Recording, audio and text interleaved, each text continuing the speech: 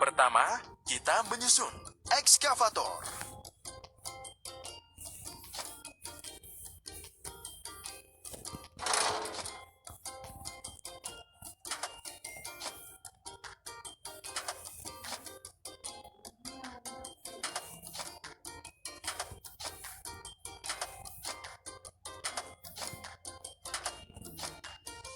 Teruskan kerja yang bagus.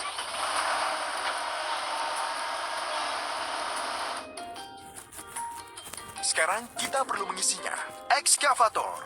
Lihat warna tutup tangki dan pilih pistol pengisi bahan bakar dengan warna sama. Pompa. Lanjutkan.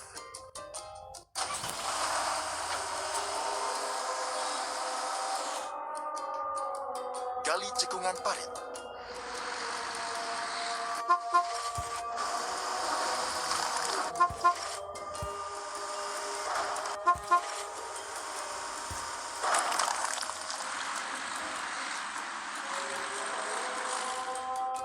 Kita perlu mencuci ekskavator.